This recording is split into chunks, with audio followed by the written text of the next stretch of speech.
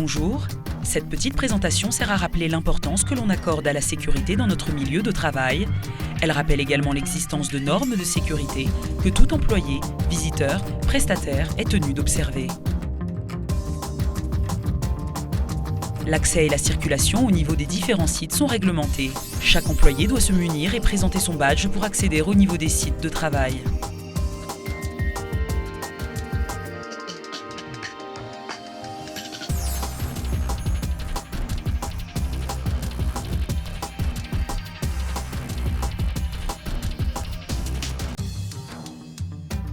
Le visiteur ou le prestataire doit présenter une pièce d'identité au niveau des entrées des sites.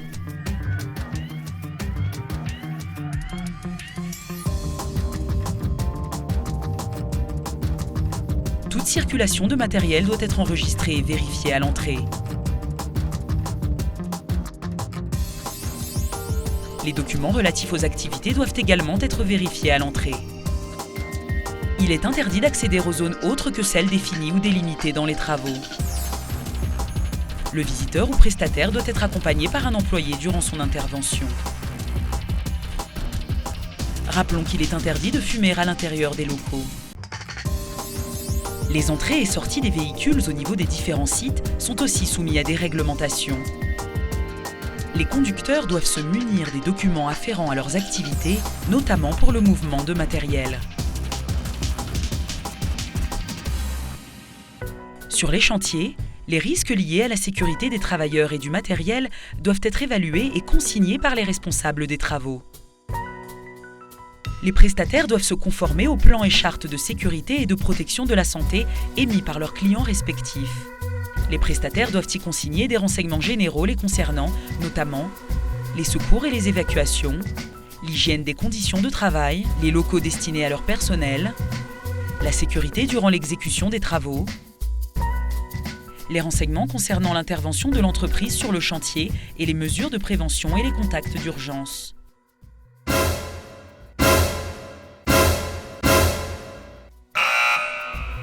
Tous les prestataires et travailleurs doivent respecter un niveau d'hygiène sur leur site d'intervention. Il est également conseillé aux travailleurs de boire 1,5 litre d'eau par jour et de se laver les mains autant que nécessaire. Le port des équipements de protection individuelle est obligatoire durant les travaux et activités à risque. De manière générale, il faut une combinaison de travail, un gilet fluorescent, un casque de protection, des lunettes de protection et des chaussures de sécurité. Selon le risque spécifique lié à l'environnement de travail, le travailleur doit porter en plus des coques de protection auditive, des masques de protection respiratoire, des gants de protection ou encore un harnais de protection pour les travaux en hauteur. À part les mesures de sécurité que l'on doit respecter durant les travaux, il est recommandé de ne pas affecter une seule personne à un poste de travail dangereux ou essentiel à la sécurité des autres travailleurs. Il s'agit notamment des travaux liés à la manipulation d'acide, des travaux en hauteur ou des travaux présentant des risques électriques ou d'intoxication au monoxyde de carbone.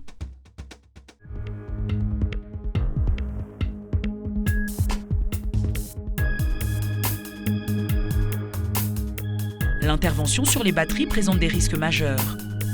Les gaz de l'électrolyte de la batterie sont explosifs. Il faut donc tenir toute flamme éloignée. Il faut se protéger quand on est amené à intervenir sur des batteries. À part les équipements de protection individuelle de base, les travailleurs doivent se protéger d'émanations toxiques de l'acide sulfurique contenu dans les batteries. Il faut mettre des lunettes de protection et des masques de protection. Il faut également enfiler des gants de protection prévus à cet effet.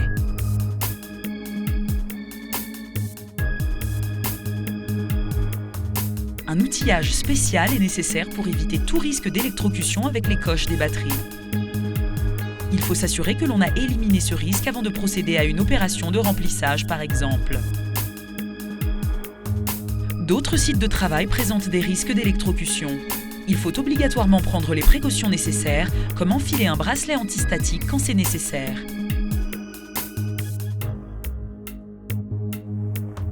Tous les travailleurs intervenant sur les sites doivent prendre les précautions pour éviter tout risque d'incendie. Pour toute opération nécessitant une source d'énergie par exemple, il faut obligatoirement obtenir l'autorisation du maître d'ouvrage. Le carburant des moteurs thermiques est inflammable. Le transfert et la manipulation de carburant figurent parmi les activités les plus dangereuses effectuées sur un groupe électrogène.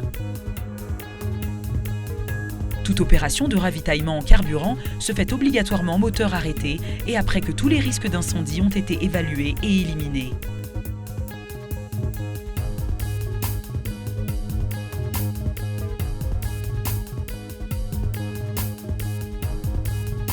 Un groupe électrogène doit être utilisé loin de flammes et les opérateurs doivent se munir d'équipements de protection obligatoires comme les coques de protection auditive.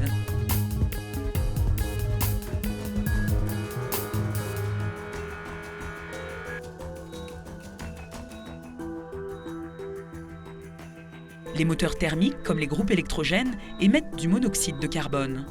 Ce gaz est incolore, inodore, insipide et non irritant, ce qui le rend difficile à détecter pour les personnes exposées.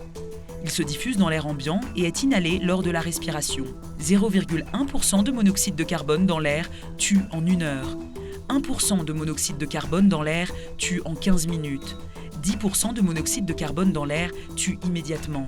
Il ne faut jamais faire fonctionner un groupe électrogène dans un local fermé ou sans une ventilation suffisante. Un groupe électrogène doit être installé dans un lieu dégagé et à l'issue de l'utilisation, il ne devra pas être transporté ou rangé sans avoir complètement refroidi. Le travail en hauteur présente des risques mortels. Il faut prendre des précautions et ne jamais travailler sans assistance. Le port des équipements de protection individuelle est obligatoire, surtout le harnais de sécurité. Avant de commencer la montée, il est nécessaire de faire vérifier votre harnais par un collègue.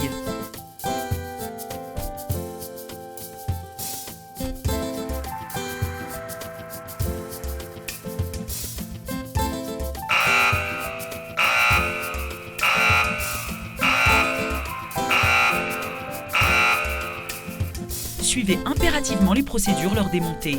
Pour les cas des pylônes, montez par l'échelle sécurisée pour accéder à votre zone de travail.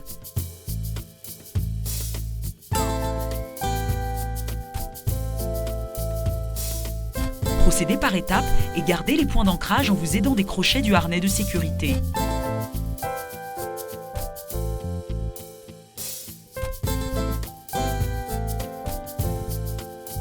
Vérifiez et gardez vos points d'ancrage avant de commencer à travailler. Rappelons qu'il est interdit de travailler en hauteur en cas de vent violent ou de forte pluie.